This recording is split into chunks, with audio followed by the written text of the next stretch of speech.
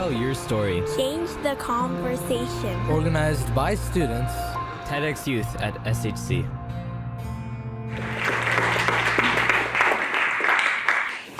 I want everyone here to do me a favor and close your eyes. Imagine that there are two doors before you, each revealing a glimpse of our future. The first door opens, and immediately you stumble upon a world engulfed in raging wildfires, suffocating heat waves, and tropical windstorms. Antarctica has ceased to exist. We have increasingly surrounded ourselves with artificial man-made products, forcing the green vegetation and blue sky into the background. Now let me take you to the second door, which leads you to a world where our fate unfolds differently. There, natural disasters are sparse and contained. Everything from industries to transportation is powered by renewable energy. Crisp green leaves and fragrant flowers reside on building walls, supplying cities a breath of freshness. You can open your eyes now. I just presented to you two options, so which door would you choose to enter? I'm guessing that all of you went for door number 2, but we're overwhelmingly more familiar with the first scenario, and that's because recent decades of research has made it undeniable that we are currently in the midst of a global crisis called climate change. And what I'm about to say next may sound like old news to a lot of you.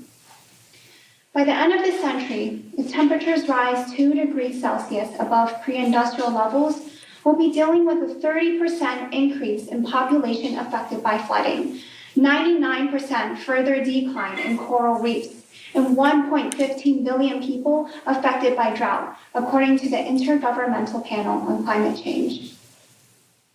Upon hearing this, maybe some of you feel trapped, seeing no way of breaking free from that irreversible pathway. Maybe some of you have tried adopting a greener lifestyle, only to find that the smallest habits, like turning on the lights or texting a friend, is a contributor to the snowballing ecological footprint we have on planet Earth. I myself have certainly been there too. When I first learned about climate change as an 11-year-old, I was consumed with fear. I was alarmed that not many foresaw the consequences ahead. And that's why I decided to write a science fiction book that takes place in 2100, to warn others that our planet may look like the first scenario if we don't take action. Writing this book, however, did not reaffirm my fears. Instead, it moved me from a point of uncertainty to confidence. It opened me to a world of hope and wonder, which is what I want to share with you today. Through my research, I've discovered pioneering scientists who have already taken the first step to transcend the boundaries and explore routes that would take us to door number 2. They have shown us that we can be pathbreakers who deviate from this carbon-intensive pathway and create our own desired future. By 2050, the world population is projected to reach 9.7 billion people, according to the United Nations, and sea level will rise 10 to 14 inches, according to the National Oceanic and Atmospheric Administration. In Busan, South Korea, the construction of a self-sustaining, flood-resistant floating city is currently underway to combat these challenges. It's an offshore community that supplies its own energy and food through a zero-waste system by relying on solar panels, wind turbines, underwater seafood farms, and treatment plants that filter rainwater into drinkable water. By as early as 2025, 10,000 people could be living on that floating city. Hamburgers, a classic American comfort food, right? Maybe some of you have tried replacing a regular hamburger with a plant-based burger for ethical or ecological reasons. In 2020, 33 million cattle were slaughtered, according to the United States Department of Agriculture, and livestock production accounts for 14.5% of global greenhouse gas emissions, according to the Food and Agriculture Organization. You no longer have to search for meat alternatives if I told you that the meat patty inside that hamburger was lab-grown. meaning it's real meat but grown outside of an animal's body through a process that mimics tissue renewal. Scientists use muscle stem cells as the building blocks to produce large quantities of tissue cells, which are then assembled into the structural pattern of conventional meat to achieve that same texture. The best part is, cellular agriculture isn't limited to beef. Companies are experimenting with seafood, chicken, tuna, and more. There are still challenges to lowering the cost production, but I'd say we've already made immense strides forward from that initial $325,000 cell-based burger in 2013 to Future Meat's $1.70 chicken today. In 2020, cell-based meat won commercial approval in Singapore, and many other countries may soon follow suit. So in short, yes, cellular agriculture allows you to keep your carnivore diet while cutting back on deforestation and land use. Currently, our main source of energy comes from fossil fuel, but there's the obvious concern that number one, we have a finite supply, and number two, burning fossil fuel accounts for 92% of the United States carbon dioxide emissions, according to the Energy Information Administration. Using nuclear fusion technology, scientists aim to replicate the fusion process of the sun to generate massive amounts of clean energy. Compared to nuclear fission, which is currently how we acquire nuclear energy, nuclear fusion is much safer, generates less radioactive waste, and more energy. In 2021, an English laboratory achieved a nuclear fusion reaction of 5 minutes, generating 59 million joules of energy.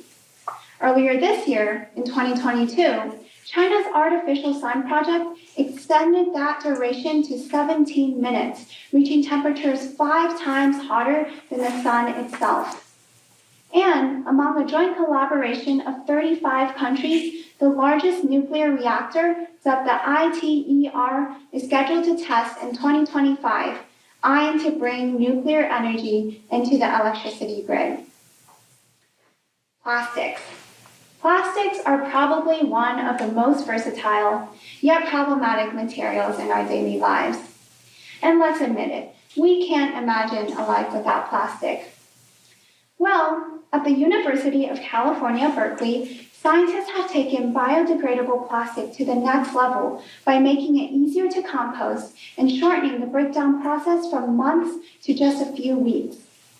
They embed a polyester-eating enzyme into a type of biodegradable plastic, and under water and heat, it does its job of breaking down plastic polymers into their building blocks that serve as nutrients for the soil, rather than cause plastic pollution. All right, so we have a lot of creative solutions and problem solvers, and now it's up to the rest of us to actively manifest and embrace this new reality. Because at the end of the day, Earth is our shared home, and it takes the collective effort of all 7.9 billion people to reach that mutually beneficial relationship with nature. The good news is, I can already see the seeds in the shift in mindset and behavior planted. Last year, I no longer fought alone. I founded my own environmental nonprofit organization, connecting with a community of people who share the same vision as me, despite our diverse backgrounds, interests, and personalities. We have taken advantage of our differences to spawn multidisciplinary projects and address environmental issues from all different aspects. I know how important it is to talk to our youth about climate change. And that's why I've delivered presentations to elementary schools across the Bay Area with the hope of bringing environmental education into the classroom. Every kid I've come across has been curious to grasp a fuller understanding of our current situation. They feel the urgency, yet they dare to dream with me about that not so far away, green, beautiful future. Their eyes light up as I walk through slides of firefighting robots, vertical gardens, and floating cities. Young people can be mindful of their surroundings, which is a quality that we must cherish and continue to nurture. because they will grow up to become those heroes who revolutionize their respective fields to align with sustainability goals, who continue to design and champion greener products on the market, and who can instill these habits into the generations that follow. But all that starts here, today, with us. We are the role models who must pave the way and lay the foundation to propel our youth forward. So I ask everyone here today to join hands with me to not only light Earth's destiny, but to light our own destiny. Thank you.